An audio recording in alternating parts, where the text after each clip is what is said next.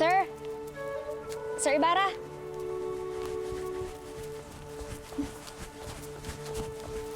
Miss Clay, saan ka galing?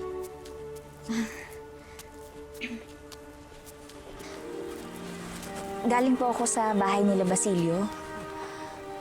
Sinamahan ko po yung nanay nila si Aling Sisa sa simbahan.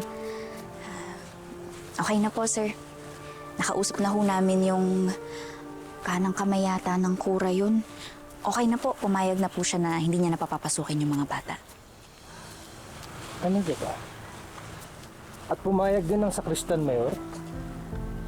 Wala naman po siya magagawa kung ayaw na nung ina, di po ba? Sana lang ay matapos na talaga ang silihan ng ito. Sir?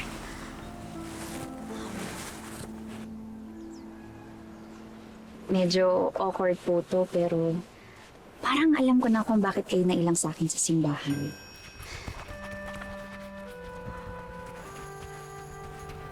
Miss Clay, batid mo ako yung may nobya na. Ano naman ngayon?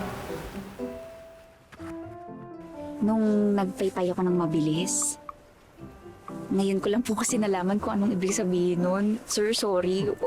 Wala akong ibang ibig sabihin doon, ha? Wala po akong gusto sa inyo. At hindi po ako may in love sa inyo. As in. At si Fidel? Dahil ang akala niya ay umiibig ka rin sa kanya. Buenos dias.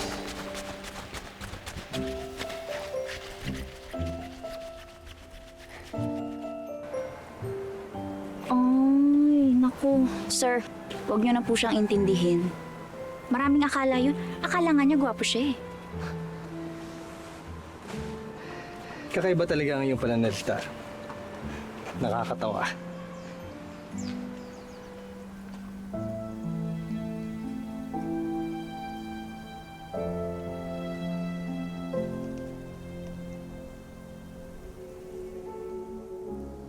Kaya ho pala malakas ang loob ni Aling Sisa na pagpapasukin rito ang mga bata dahil marahil nasulsulan ni Ginoong Ibarra. Lalo't tila kakilala niya ang babaeng kasama ni Sisa.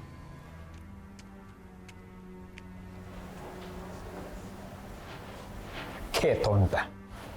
At sino raw ang babaeng iyon? Hindi ko po kilala, Padre.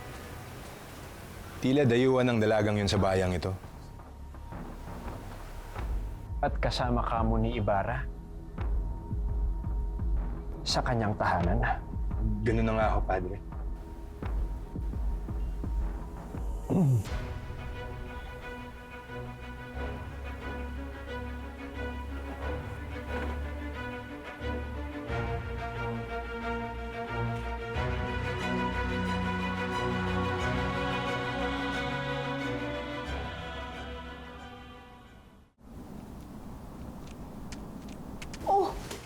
Bakit nag-iisa ka? Sino naghatid sa'yo? Sina Victoria ho, ngunit hindi na ho sila pumalik. Katal, Tia?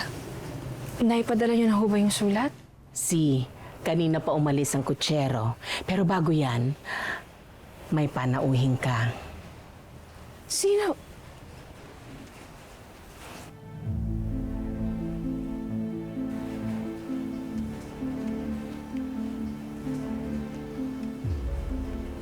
Buenas tardes, senyorita. Paumanhin at gagambalain ko ang iyong siesta.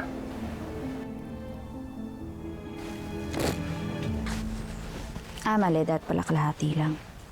Ayan. Hirap naman.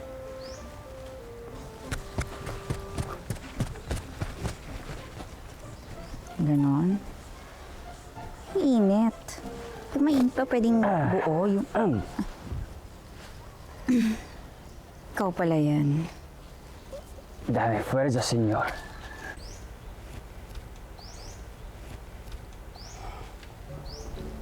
I know what that means. Ang akala ko ba? Hindi. Mali yung akala mo. Pala-assume ka kasi. Tignan mo nga, oh. Ang bagal ng pagpaypay ko, di ba? Ang ibig sabihin, ayoko talaga sa'yo. Well, miss, the feeling is mutual. Sir, Baka naman magkasakitan na naman kayong dalawa. Amigo, kung di na naman dahil sa'yo, ay hindi na ako paparito pa. Kung gayon ay halika na at pag-usapan natin ang pinaplano kong paaralan na ipapatayo sa San Diego. Paaralan, sir? Oo, Miss Clay.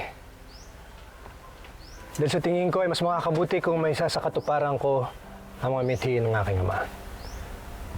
Kaysa tangisan siya. Hindi ka na, amigo.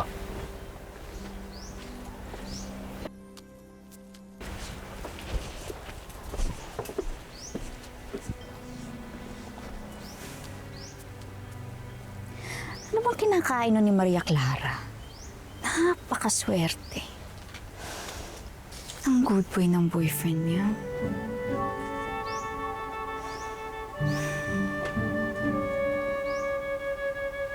Ay, nagwawalis ako, di ba?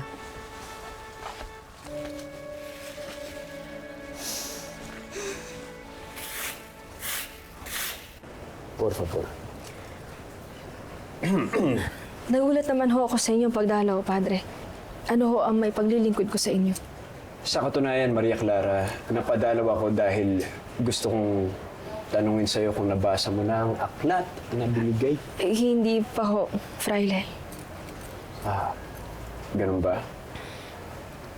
Bueno, sabihin mo na lang sa akin kapag nabasa mo na para iyon ang ating mapag-uusapan. Si Padre. Muy bien.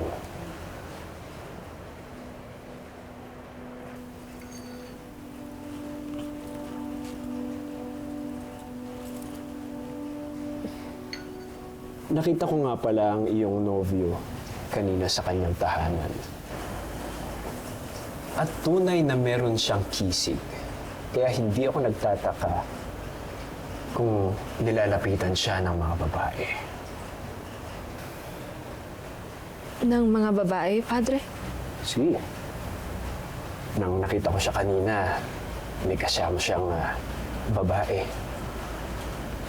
Y te estoy diciendo, Maria Clara, ella es muy bonita. At balita ko pa, ay magkasama sila sa iisang bubong.